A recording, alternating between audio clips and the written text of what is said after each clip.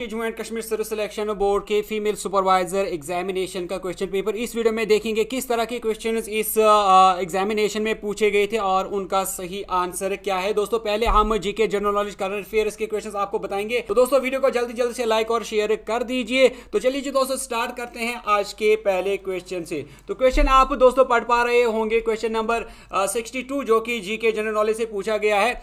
Which treaty was signed between Maharaja Gulab Singh and the East India Company leading the acquisition of Jammu and Kashmir. आपको बताना है कि महाराजा गुलाब सिंह और ईस्ट इंडिया कंपनी के दरमियान में इनमें से कौन सा एग्रीमेंट या फिर कौन सी ट्रीटी की गई थी जिससे acquisition of Jammu and Kashmir जो है वो हुई थी महाराजा गुलाब सिंह को। ऑप्शन है आपके पास treaty of Lahore, treaty of Shimla, treaty of Panipat या फिर ट्रीटी ऑफ अमृतसर। तो इसका जो दोस्तों सही आंसर रहेगा वो रहेगा part D, treaty of Amritsar.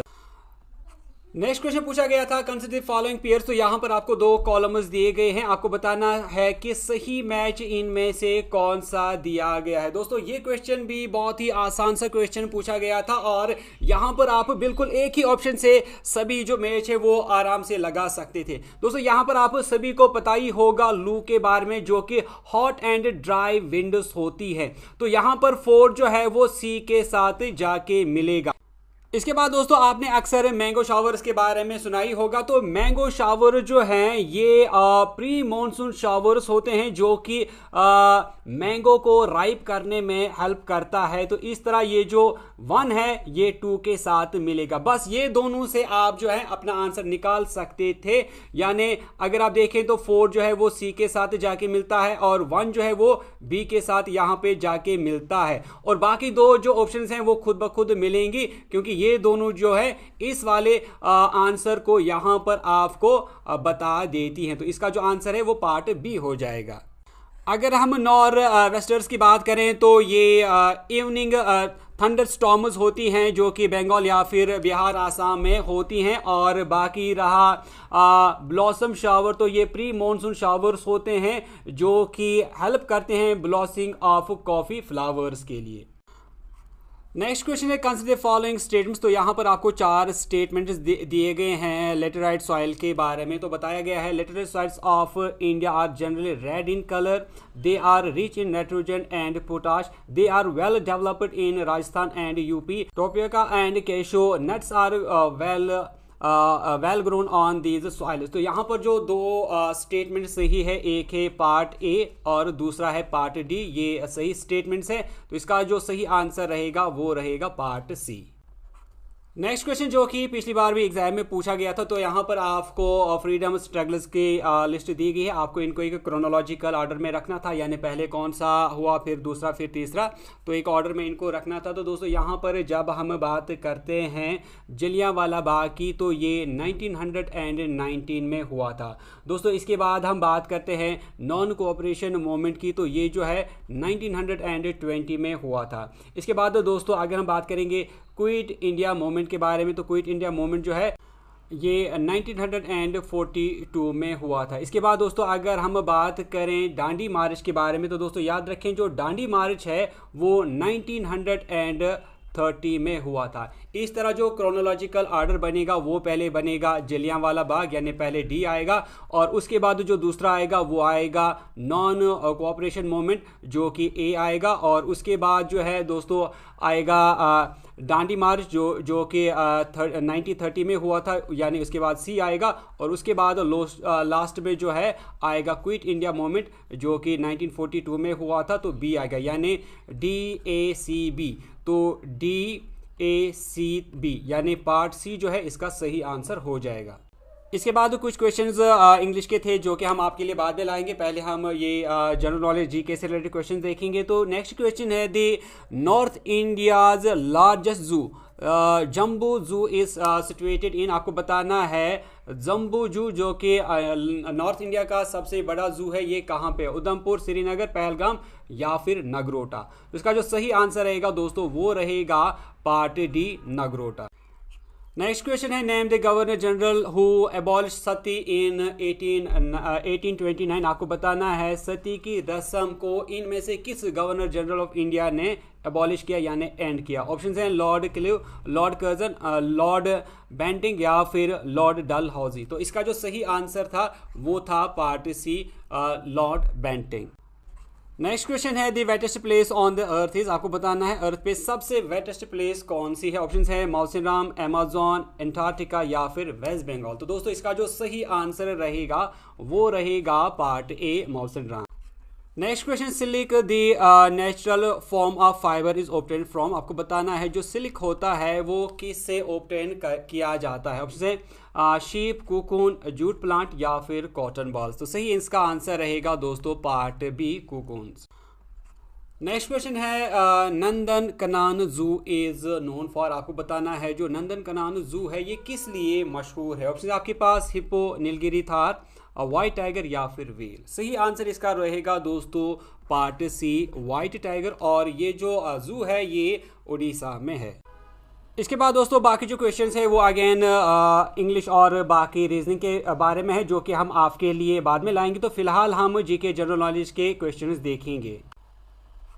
Next question है which of the following is a renewable source of energy that is used to power vehicles. आपको बताना है व्हीकल्स में पावर देने के लिए इनमें से कौन सी वो रिन्यूएबल सोर्स ऑफ एनर्जी बताई गई है। चार से आपके पास कोल, ऑयल, प्रोपेन या फिर एथेनॉल। तो इसका जो सही आंसर रहेगा दोस्तों वो रहेगा part D, ethanol. Next question है children with pot belly is an indicative of which type of disease. Options हैं गोइटर, एनीमिया, क्वाशिकॉर या फिर चिकन पॉक्स। तो इसका जो सही आंसर रहेगा दोस्तों वो रहेगा पार्ट सी। नेक्स्ट क्वेश्चन है the amount of air that moves in and out of the lungs with each inspiration and expiration is called as. Options है residual volume, vital capacity, tidal volume या फिर tidal capacity. तो इसका जो दोस्तों सही answer रहेगा वो रहेगा part C, tidal volume. Next question, PMGSY was launched in the year. आपको बताना है PMGSY यानी प्रधानमंत्री ग्राम सड़क योजना ये किस साल लॉन्च की गई थी। तो इसका जो सही आंसर रहेगा दोस्तों वो रहेगा पार्ट ए, साल 2000। नेक्स्ट क्वेश्चन है which of the given disease caused due to the deficiency of iodine. आपको बताना है आयोडीन की डेफिशिएंसी से इनमें से कौन सी डिजीज हो सकती है। कैंसर, नाइट ब्लाइंडनेस, ग्वाइटर या फिर रिकेट्स। तो इसका जो सही आंसर रहेगा दोस्तों वो रहेगा part C, goitre. Next question है vitamin which is believed to cure the common cold is. आपको बताना है वो कौन सा विटामिन है जो कि कॉमन कोल्ड को ठीक कर सकता है। विटामिन ए, विटामिन के, विटामिन सी या फिर विटामिन ई। तो दोस्तों इसका जो सही आंसर रहेगा वो रहेगा पार्ट सी यानी विटामिन सी। नेक्स्ट क्वेश्चन है which is the most stable ecosystem. आपको बताएं इनमें से कौन सा सबसे स्टेबल इकोसिस्टम है। फॉरेस्ट, डेजर्ट, मरीन या फिर ग्रासलैंड। तो इसका जो सही आंसर रहेगा दोस्तों वो रहेगा part C, marine ecosystem. Next question है what is the dominating range of light wavelengths in the lower atmosphere. तो इसका जो दोस्तों सही आंसर रहेगा वो रहेगा part B, greater than 300 nanometre. दोस्तों यहाँ पर मैं इस क्वेश्चन से रिलेटेड आपसे भी इंफॉर्मेशन ज़रूर चाहूँगा। इसके बाद दोस्तों जो नेक्स्ट क्वेश्चन है in which sphere ozone layer depletion is found. आपको बताना है किस सेफियर में ओजोन लेयर डिप्लीशन पाई जाती है। आयनोस्फीयर, स्ट्रेटोस्फीयर, लिथोस्फीयर या फिर ट्रोपोस्फीयर। तो दोस्तों इसका जो सही आंसर रहेगा वो रहेगा पार्ट बी, स्ट्रेटोस्फीयर। इसके बाद नेक्स्ट क्वेश्चन है the term vaccine was introduce by. आपको बताना है वैक्सीन ये टर्म जो है किसने इंट्रोड्यूस की है। चार आपके पास Edward Jenner, Robert Koch, Louis Peter या फिर वॉन बेहरिंग। तो इसका जो सही आंसर रहेगा वो रहेगा part A, Edward Jenner. Next question है right to property was made a legal right from fundamental right by which of the following amendments in the Indian constitution. तो इसके चार से आपके पास 42nd, 44th, 45th या फिर 77। सही आंसर इसका है दोस्तों पार्ट बी, 44th अमेंडमेंट जो कि 1978 में की गई थी। नेक्स्ट क्वेश्चन है the preamble of Indian constitution was adopted on. आपको बताना है इंडियन कॉन्स्टिट्यूशन का प्रियम्बल ये किस डेट पे जो है अडॉप्ट किया गया था। चार ऑप्शन आपके पास। तो दोस्तों इसका जो सही आंसर रहेगा वो रहेगा part B 26 November 1949। Next question है in which of the following only decade India's population had show negative growth. आपको पता है वो कौन सा डेकेड है जहां पर इंडियन पॉपुलेशन ने नेगेटिव ग्रोथ शो की। चार ऑप्शन आपके पास। तो इसका जो सही आंसर रहने वाला है दोस्तों वो रहेगा पार्ट बी 1911 से लेकर 1921 तक। ये जो 10 साल हैं इसमें इंडियन की पॉपुलेशन ने नेगेटिव ग्रोथ शो की। Which of the following categories of fundamental rights incorporate abolition of untouchability। आपको बताना है वो कौन सा फंडामेंटल राइट है जो कि एबोलिशन ऑफ अनटचेबिलिटी इसको इनकॉर्पोरेट करता है। तो चार ऑप्शन है आपके पास। तो इसका जो सही आंसर रहेगा दोस्तों वो रहेगा part B right to equality, जो कि आर्टिकल 17 में दिया गया है। नेक्स्ट क्वेश्चन है which of the following initiative was launched first to tackle poverty in India. आपको बताना है इंडिया में पहला वो कौन सा इनिशिएटिव है जिसको लॉन्च किया गया था गरीबी को टैकल करने के लिए इंडिया में। तो चार ऑप्शन थे आपके पास।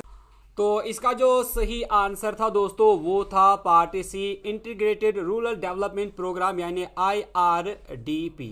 इसके बाद जो नेक्स्ट क्वेश्चन पूछा गया था वो था which among the following is observed as international day of natural disaster reduction. तो आपको बताना था कि नेचुरल डिजास्टर रिडक्शन के लिए जो इंटरनेशनल डे है ये कब ऑब्जर्व किया जाता है। ऑप्शन थे 13 सितंबर, 13 अक्टूबर, 13 नवंबर या फिर 13 दिसंबर। तो इसका जो सही आंसर था वो था part B 13 October. Next question है which of the following indicators is primary used to measure the educational attainment within a society. आपको बताना है कि सोसाइटी में एजुकेशनल अटेनमेंट के लिए कौन सा इंडिकेटर इनमें से इस्तेमाल किया जाता है। चार ऑप्शन आपके पास life expectancy, literacy rate, gross domestic product या फिर इन्फेंट मोर्टेलिटी रेट। तो इसका जो सही आंसर था दोस्तों वो था part B literacy rate. Next question था which indicator is often used to assess the overall health status and quality of life of a population. Option था आपके पास gross national income, unemployment rate, life expectancy या फिर population density. तो इसका जो सही आंसर था दोस्तों वो था part C life expectancy. Next question जो कि पढ़ने में बहुत ही बड़ा क्वेश्चन दिया गया था लेकिन इसका आंसर बहुत ही आसान है। तो यहाँ पर क्वेश्चन में आपको 2 कॉलम दिए गए हैं। तो आपको बताना था कि सही मैच नीचे कौन सा दिया गया है। Which of the following pair given above are correctly match. तो आपको बताना था कि करेक्ट मैच इनमें से कौन सा ऑप्शन है। तो सबसे पहला जो ऑप्शन था ये था रिन्यूएबल एनर्जी। रिन्यूएबल एनर्जी आप सभी को पता ही है। जब आप इसको इनमें से देखेंगे रिन्यूएबल एनर्जी होती है energy derived from sources that are naturally replenished such as sunlight, wind and water. यानी ए जो है ये 5 के साथ मिलेगा। अब दोस्तों जब आप नीचे ऑप्शंस देखते हैं तो यहाँ पर ए जो है वो एक ही में दिया गया है जो कि 5 के साथ मैच करता है। बाकी A1 है, फिर A2 है, फिर A3 है। तो यहाँ पर एक ही मैच जो है वो करेक्ट हो जाता है, इसलिए इसका आंसर जो है वो 1 बनेगा।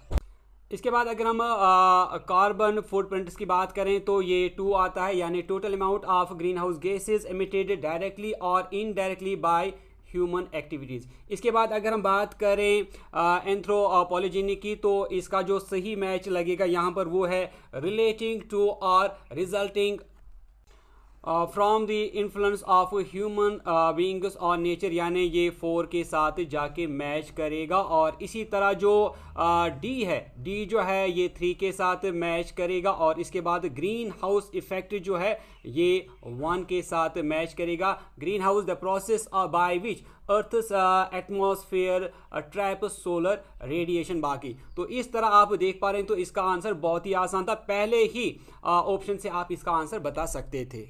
नेक्स्ट क्वेश्चन है which international protocol is specifically designed to prevent suppress and punish trafficking in persons specially women and child. तो 4 ऑप्शन आपके पास the Geneva convention, the Palermo protocol, the Kyoto protocol या फिर पेरिस एग्रीमेंट। तो इसका जो सही आंसर था वो था part B, the Palermo protocol.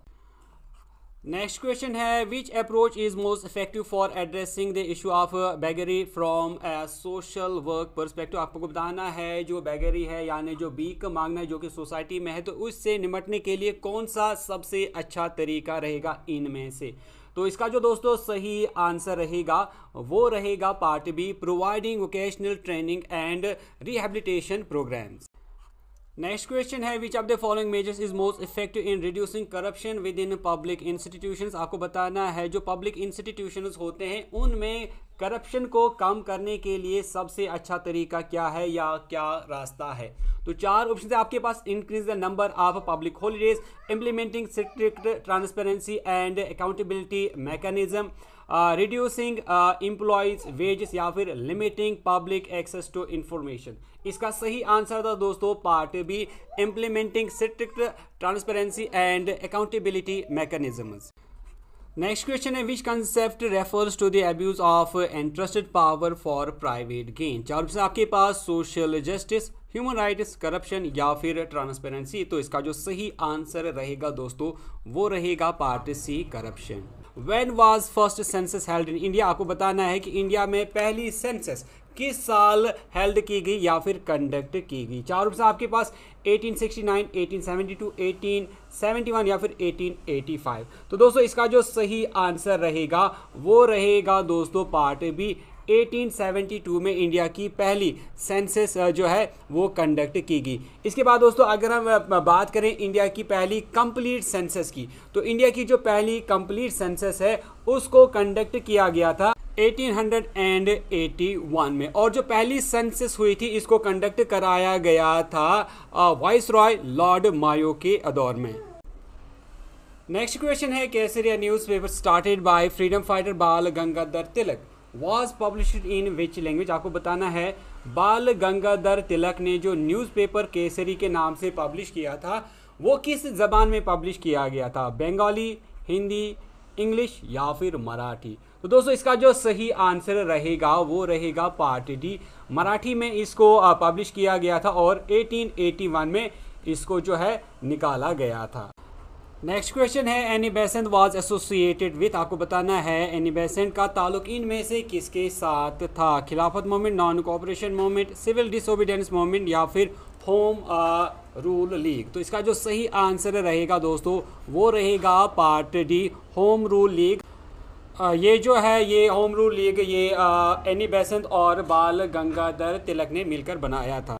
Next question है what is Gulmarg famous for. आपको बताना है गुलमर्ग इनमें से किस नाम से ज़्यादा मशहूर है। ऑप्शन है mountain queen, meadow of flowers, the crown of Kashmir, God's own country. तो इसका जो सही आंसर रहेगा दोस्तों वो रहेगा part B, meadow of flowers. Next question who compose the famous song सारे जहां से अच्छा। आपको बताना है सारे जहां से अच्छा ये सॉन्ग इनमें से किसने लिखा है। ऑप्शन आपके पास, जयदेव, बंकिम चंद्र चटर्जी, मोहम्मद इकबाल या फिर रविंद्रनाथ टैगोर। तो इसका जो सही आंसर रहेगा वो रहेगा दोस्तों पार्ट सी, मोहम्मद इकबाल, जिसे सर मोहम्मद इकबाल जो कि एक उर्दू के बहुत ही बड़े शायर हैं, उन्होंने सारे जहां से अच्छा हिंदुस्तान हमारा ये जो सॉन्ग है लिखा है।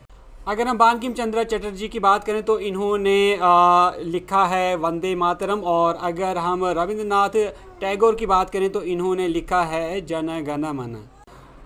Next question the shows the content on printed page will appear with margin, header and footer. चार से आपके पास page layout, draft, full screen reading या फिर आउटलाइन। तो इसका जो सही आंसर रहेगा वो रहेगा part A, page layout. Next question है to select current column in MS Excel we press. आपको बताना है अगर आपको MS Excel में एक कॉलम को सिलेक्ट करना है तो उसके लिए आप कौन सी शॉर्टकट की प्रेस करेंगे, control enter, control space bar, control plus shift या फिर कंट्रोल प्लस एंटर। तो इसका सही आंसर रहेगा दोस्तों part B, control plus space बार।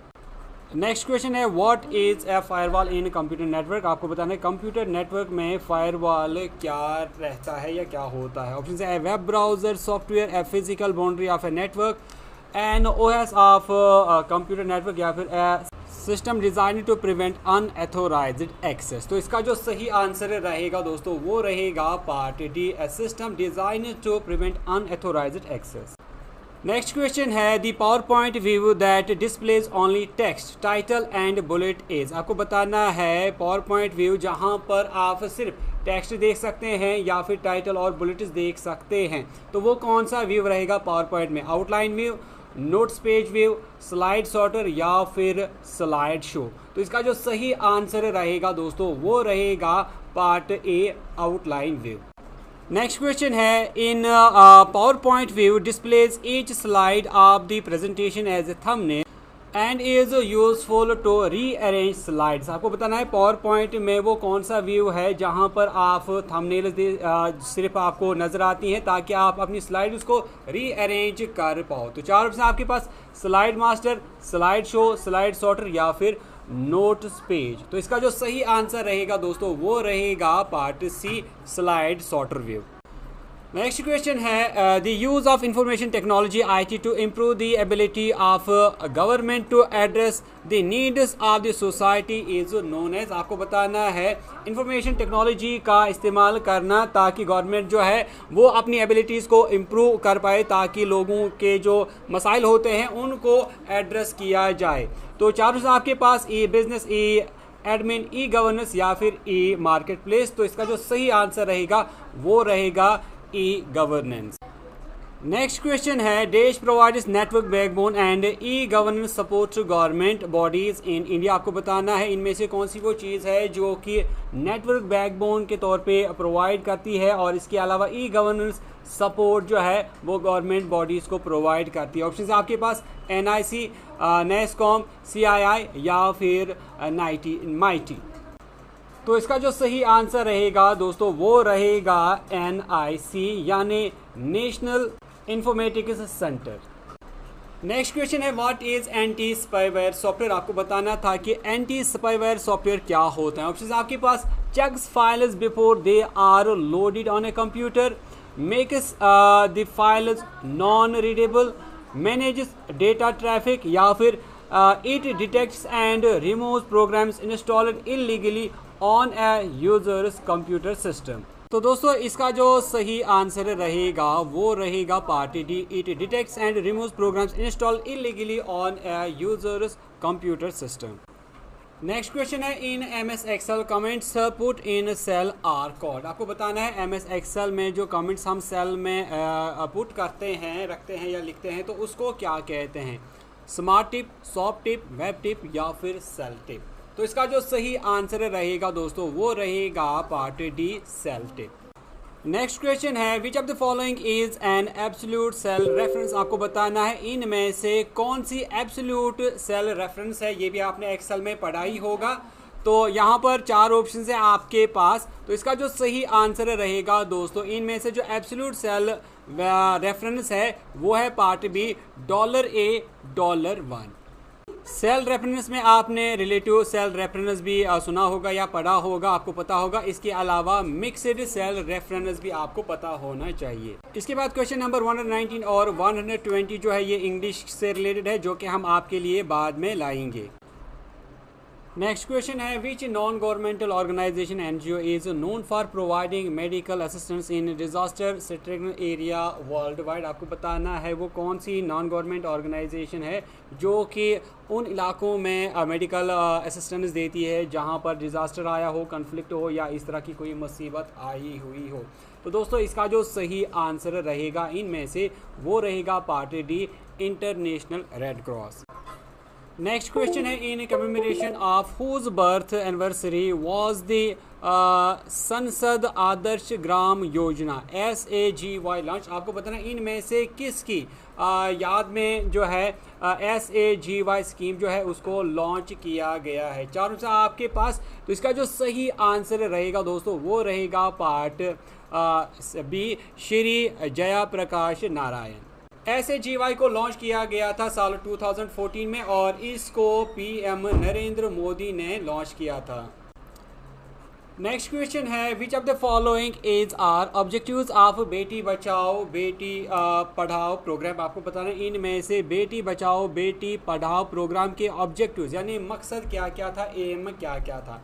चार ऑप्शन है आपके पास, prevent gender bias, sex selective elimination, ensure a survival and protection of a girl child, ensure education of the girl child, ensure proper nutrition of the girl child।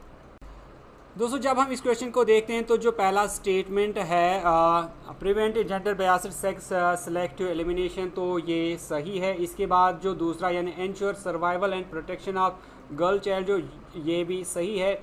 Ensure education of the girl child जो है ये भी सही है इसमें से।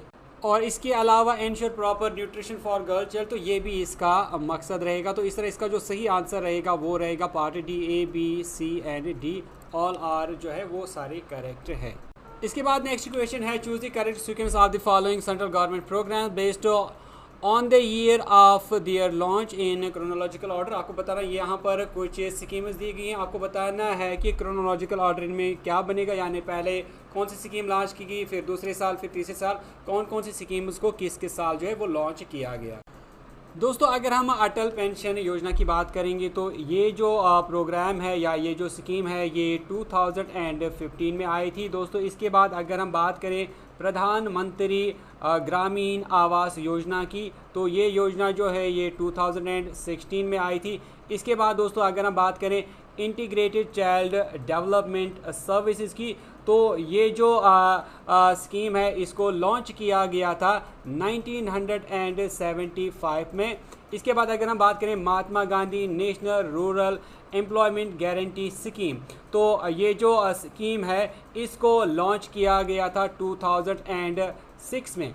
इसके बाद जो है इंटीग्रेटेड रूरल डेवलपमेंट प्रोग्राम, तो ये जो प्रोग्राम है ये आया था 1978 में। अब आप क्रोनोलॉजिकल ऑर्डर खुद ही बता सकते हैं। नेक्स्ट क्वेश्चन है what is the main focus of Atal pension योजना। आपको बताना था कि अटल पेंशन योजना का जो मेन फोकस रहेगा वो इनमें से किस चीज़ या फिर सेक्टर पे रहेगा। ऑप्शंस हैं retired persons from quasi government sector, workers of unorganised sector, workers of organised sector या फिर एक्स सर्विसमैन। तो दोस्तों इसका जो सही आंसर रहेगा वो रहेगा part B, workers of unorganised sector. Next question पूछा गया था डेज के बारे में, तो यहाँ पर आपको 2 कॉलम्स दिए गए हैं, आपको बताना था कि सही मैच कौन सा है। तो अगर हम बात करेंगे इंटरनेशनल डे फॉर एल्डरली, तो ये दिन जो है ये 1 अक्टूबर को मनाया जाता है, यानी ए के साथ 1 आएगा।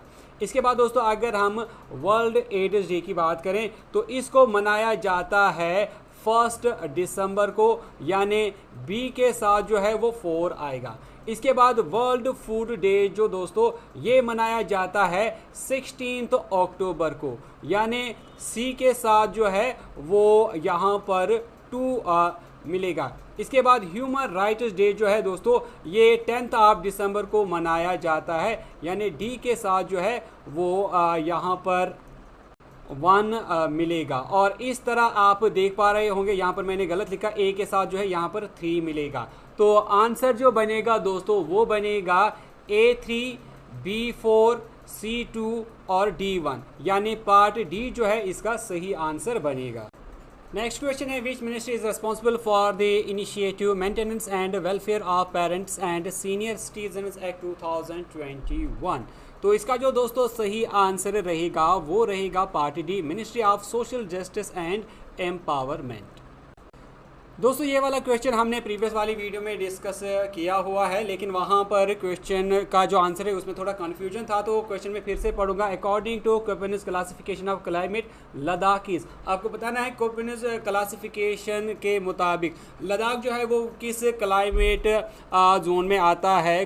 तो चारों से आपके पास DWD, DFD, CF या फिर BWK। तो इसका जो सही आंसर है वो पार्ट डी यानी DWD है, जो कि बहुत ही ड्राई और कोल्ड वेदर रहता है इस क्लाइमेटिक क्लासिफिकेशन के मुताबिक। फाइंड द प्रॉपर सीक्वेंस, तो यहाँ पर आपको 4 सेंटेंसेस दिए गए हैं, आपको बताना था कि इन सेंटेंसेस की प्रॉपर सीक्वेंस क्या रहेगी, कहाँ से आप सेंटेंस स्टार्ट करेंगे और एंड पॉइंट क्या रहेगा। तो दोस्तों जब आप इन चारों पार्ट्स ऑफ सेंटेंसेस को पढ़ते हैं तो यहाँ पर जो इसकी प्रॉपर सीक्वेंस बनेगी वो पार्ट क्यों से स्टार्ट होगी। If we want to absorb the fruits of great literature we must read them not as we do cricket stories but with concentration। तो ये इसकी प्रॉपर सीक्वेंस बनेगी, यानी पहले जो है क्यों आएगा और दूसरे नंबर पे है जो पी आएगा, तीसरे नंबर पे एस आएगा और चौथे नंबर पे आर आएगा, यानी क्यू पी एस और आर। पार्ट डी जो है इसका सही आंसर बनेगा। नेक्स्ट क्वेश्चन है choose the correct synonym of the given word. तो यहाँ पर आपको ये वर्ड यानी कंजुगेशन वर्ड दिया गया, आपको बताना है इसका सिनोनिम। सिनोनिम मतलब जो सिमिलर मीनिंग देने वाला वर्ड रहेगा वो कौन सा रहेगा कंजुगेशन के लिए। ऑप्शन हैं act of forgiveness, act of devouring, failure या फिर अल्टीमेट कंप्लीशन। तो दोस्तों इसका जो सही आंसर रहेगा वो रहेगा पार्ट डी, अल्टीमेट कंप्लीशन जो है ये सिनोनिम बनता है कंजुमेशन का। दूसरे जो सिमिलर वर्ड्स हैं कंजुमेशन के उनमें आप कंप्लीशन या फिर एकम्प्लिशमेंट या फिर अचीवमेंट, अटेनमेंट, एग्जीक्यूशन, डिस्चार्ज, तो ये इसके और सिनोनिम वर्ड्स बनते हैं। नेक्स्ट क्वेश्चन था choose the correct antonym of the given word. तो यहाँ पर आपको वर्ड दिया गया है डिसोल्यूट, आपको बताना है इसका एंटोनिम क्या है, यानी अपोजिट वर्ड कौन सा है। ऑप्शंस हैं डिस्टेंट, रिपल्सिव, ऑनेस्ट या फिर मॉरल। तो दोस्तों इसका जो सही आंसर रहेगा डिसोल्यूट का जो एंटोनिम वर्ड यहाँ पर रहेगा वो रहेगा पार्ट डी, मॉरल। दोस्तों जब हम डिसोल्यूट वर्ड की बात करते हैं तो इसका मतलब होता है कोई ऐसा शख्स जो कि उस तरीके में रहता है जिसको लोग पसंद नहीं करते। इसको हम सिंपल वर्ड्स में इमोरल कह सकते हैं और इसका जो अपोजिट बनेगा वो बनेगा मॉरल। नेक्स्ट क्वेश्चन था convert the following active voices sentence into passive voice. आपको यहाँ पर एक सेंटेंस दिया गया है जो कि एक्टिव में दिया गया, आपको इसको पैसिव वॉइस में बनाना था। सेंटेंस था इज सारा राइटिंग द नॉवेल। तो चार ऑप्शन थे आपके पास। तो दोस्तों इसका जो सही आंसर बनता वो बनता दोस्तों part A, is the novel being written by Sara. Next question था the traveller enquired dash the farmer if he could tell him the way dash the nearest inn. तो चार ऑप्शन थे आपके पास, जो आपको लगाने थे ये ब्लैंक्स को फिल करने के लिए, ये था टू ऑफ, ऑफ टू या फिर टू। तो इसका जो सही आंसर बनता दोस्तों वो बनता part C of two. The traveller inquired of the farmer if he could tell him the way to the nearest इन।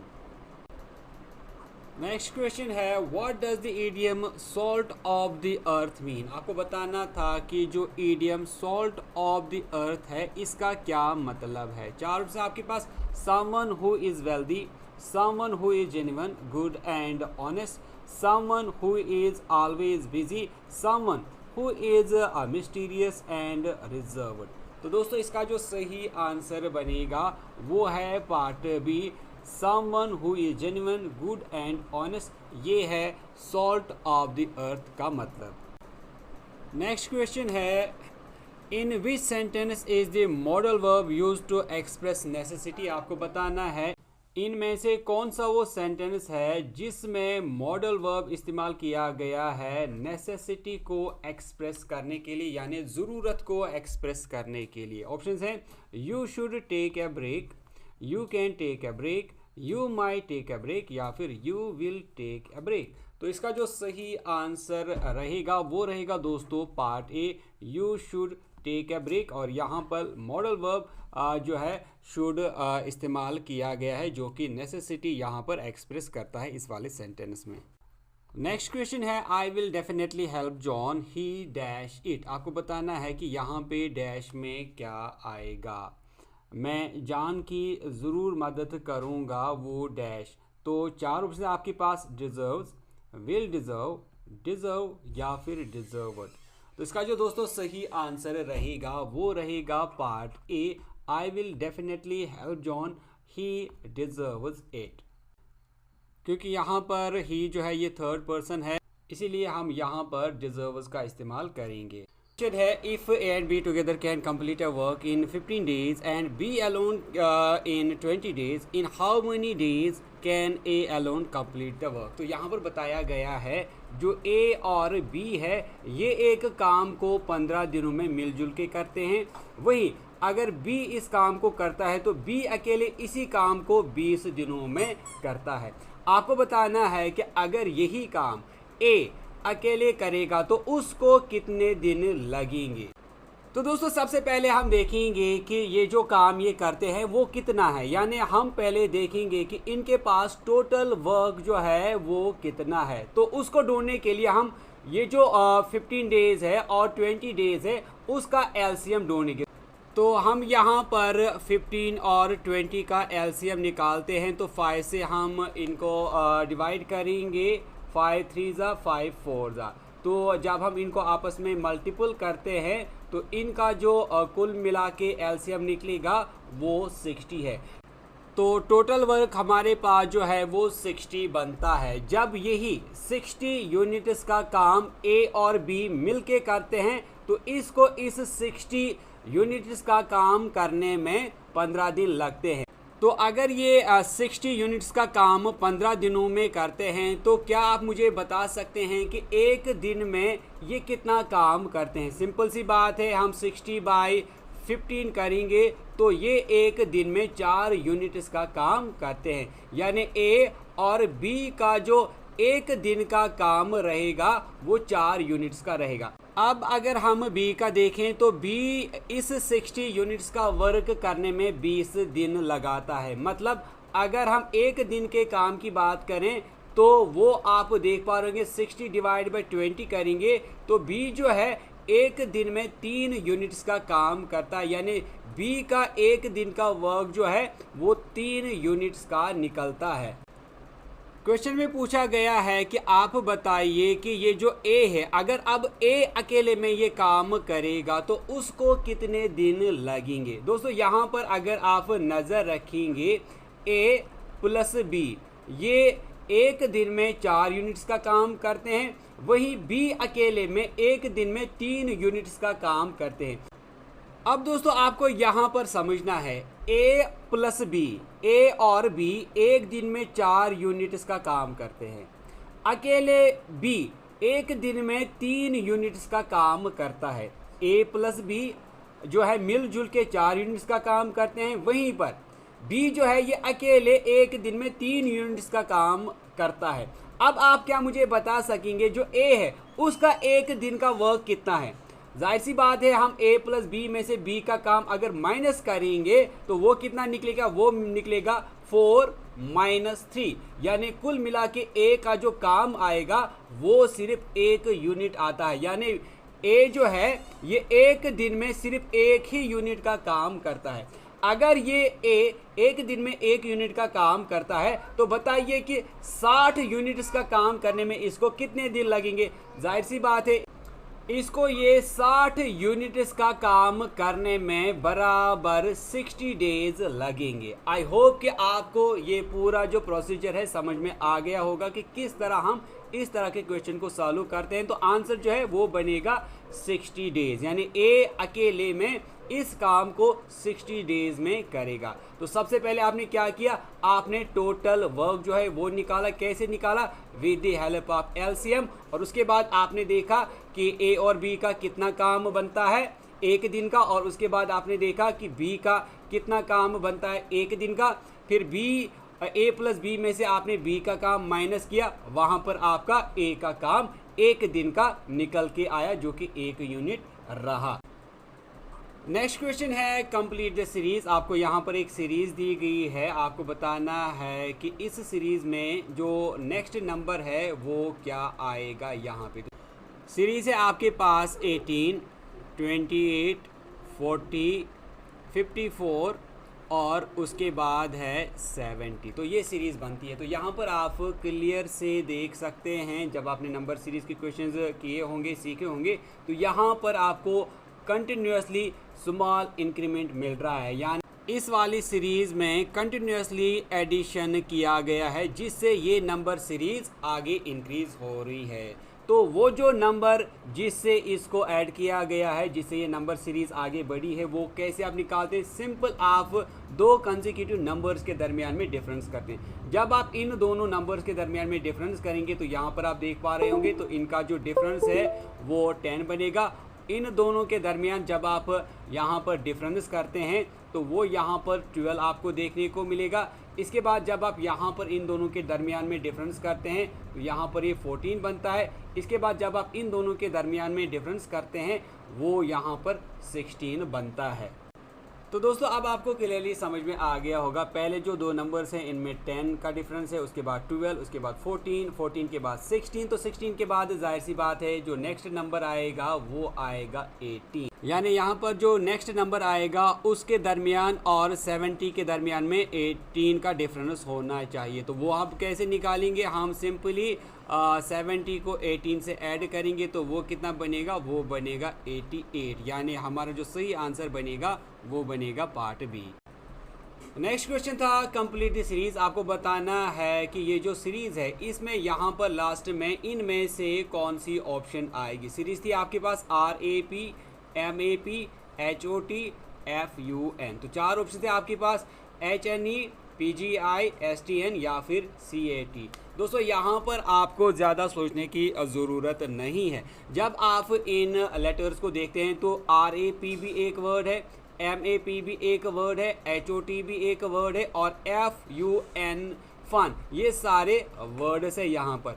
और जब आप नीचे ऑप्शंस देखते हैं तो HNE कोई वर्ड नहीं है, PGI कोई वर्ड नहीं है, STN कोई वर्ड नहीं है, लेकिन यहाँ पर आप देख रहे हैं CAT भी एक वर्ड है। तो इनमें से कोई नहीं आएगा बल्कि CAT आएगा। तो नेक्स्ट जो इसका रहेगा वो रहेगा CAT, क्योंकि ये सारे यहाँ पर वर्ड्स हैं और यहाँ पर इन ऑप्शंस में जो वर्ड है वो CAT है और बाकी सारे यहाँ पर रैंडम लेटर्स हैं। नेक्स्ट क्वेश्चन जो कि कोडिंग और डिकोडिंग से लिया गया है, क्वेश्चन है in a code language blend is written as ENHPG, how will winner be written in the same code. आपको बताना है कि ब्लेंड जो है ये इस कोड से कोड किया गया है। विनर के लिए आपको बताना है कि इनमें से कौन सा कोड आएगा। दोस्तों बहुत ही आसान सा क्वेश्चन दिया गया है। तो दोस्तों इस क्वेश्चन को सॉल्व करने के लिए हम पहले वर्ड लिखेंगे जो कि दिया गया है ब्लेंड, BLENOD, और ठीक इसके नीचे हम इसका कोड लिखेंगे यानी ENHPG। तो हम लिखेंगे ENHP और G। अब देखेंगे ये जो यहाँ पर ऊपर लेटर दिया गया है और जो इसका ठीक नीचे कोड दिया गया है, इनमें कितने की गैप आती है। तो यहाँ पर देखिए तो B के बाद आएगा C, C के बाद आएगा D, D के बाद आता है E, यानी यहाँ पर कुल मिला के B से लेकर 3 का डिफरेंस हमें देखने को मिलता है। अगर हम इसी तरह L और N के दरमियान देखें तो L के बाद आता है M, M के बाद आता है N, तो यहाँ पर आपको 2 का इंक्रीज मिलता है। इसके बाद आप देखेंगे E के बाद आता है F, F के बाद आता है G, G के बाद आता है H, यानी यहाँ पर भी हमें +3 का जो डिफरेंस है वो देखने को मिलता है। इसके बाद अगर हम देखेंगे N, N के बाद आता है O, O के बाद आता है P, तो यहाँ पर भी आपको 2 का गैप मिलता है।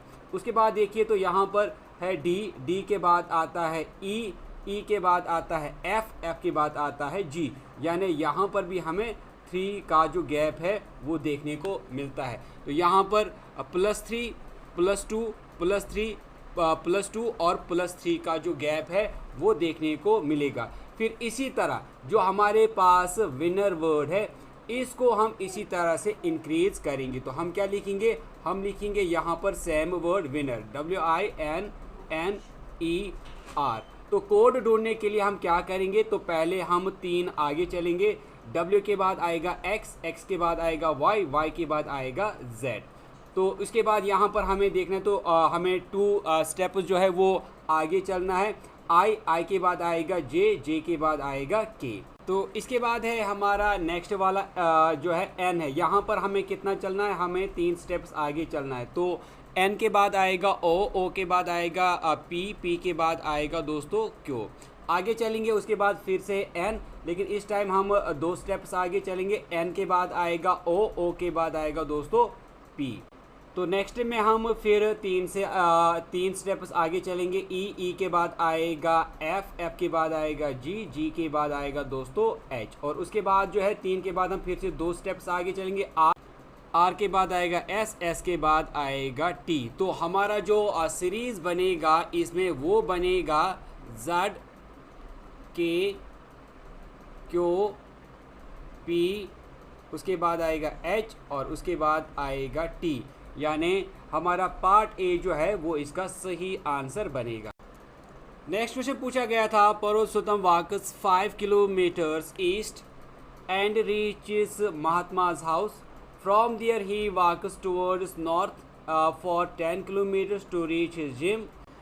His gym is in which direction of his home? तो यहाँ पर ये डायरेक्शन से लिया गया क्वेश्चन है। तो क्वेश्चन में पूछा गया है जो पुरुषोत्तम है ये 5 किलोमीटर चलता है ईस्ट की तरफ। तो इस तरह के क्वेश्चन करने के लिए सबसे पहले आप जो मेन 4 डायरेक्शंस हैं वो बनाएंगे। एग्जाम्पल के तौर पे ये ईस्ट है, ये यहाँ पर वेस्ट रहेगा, ये नीचे साउथ और ऊपर जो है ये नॉर्थ रहेगा।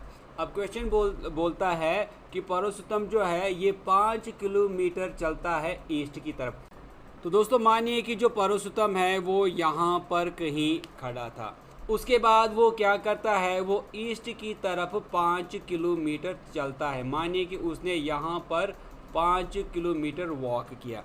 आगे लिखा जाता है एंड रीचेस महात्मा's हाउस। तो मानिए कि यहाँ पे महात्मा का हाउस है जहाँ पर वो पहुँचा। उसके बाद लिखा है from there he walks towards north for 10 kilometres and reaches Jim. फिर यहाँ से वो क्या करता है वो नॉर्थ की तरफ 10 किलोमीटर चलता है। मानिए कि वो यहाँ पे पहुँचा, 10 किलोमीटर निकालने के बाद वो अपने कहाँ पर पहुँचा, अपने जिम में पहुँचा।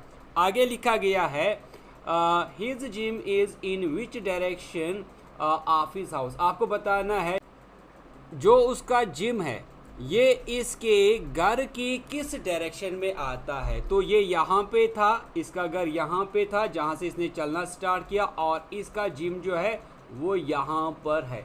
तो आपको बताना है कि जिम घर की किस डायरेक्शन में आता है। तो अगर हम डायरेक्शन देखें घर से जिम की, तो ये वाली डायरेक्शन बनती है जो कि आप अच्छे से अब समझ में होंगे। ये कौन सी डायरेक्शन है, ये नॉर्थ ईस्ट डायरेक्शन है। तो इस तरह इसका जो सही आंसर बनेगा दोस्तों वो बनेगा पार्ट सी नॉर्थ ईस्ट। इसके बाद दोस्तों जो नेक्स्ट क्वेश्चन पूछा गया था ये प्रीवियस वाले पेपर में भी पूछा गया था। कुछ दिन पहले ही दोस्तों हमने इस क्वेश्चन को डिस्कस किया था। तो ये जो क्वेश्चन है बिल्कुल same to same copy paste किया गया है इस वाले पेपर में भी। तो इस वाले क्वेश्चन का आंसर दोस्तों आप ही मुझे नीचे कमेंट सेक्शन में लिख कर बताएंगे। तो अगर आप देखना चाहते हैं तो प्लेलिस्ट आपको मिलेगी प्रीवियस क्वेश्चन पेपर के नाम से, तो आप वहाँ पर इस क्वेश्चन और इस तरह के जो बाकी क्वेश्चन हैं उनको भी देख सकते हैं। फिलहाल ये क्वेश्चन चूँकि ऑलरेडी हमने डिस्कस किया हुआ है तो इसका आंसर मुझे आप ही नीचे कमेंट सेक्शन में लिखकर बताएंगे। तो इसी के साथ मैं वीडियो को करता हूं एंड उम्मीद करता हूं कि वीडियो आपको अच्छी लगी होगी। अगर वीडियो अच्छी लगी तो वीडियो को लाइक करने के साथ साथ शेयर ज़रूर करें। लास्ट में ये भी कहना चाहूँगा कि अगर आपने अभी तक चैनल को सब्सक्राइब नहीं किया तो डेली वीडियोज़ अपडेट्स और नोटिफिकेशन पाने के लिए आप चैनल को ज़रूर सब्सक्राइब करें और साथ में बेल आइकन भी ज़रूर प्रेस करें। मिलते हैं नेक्स्ट वीडियो में, तब तक के लिए टेक केयर।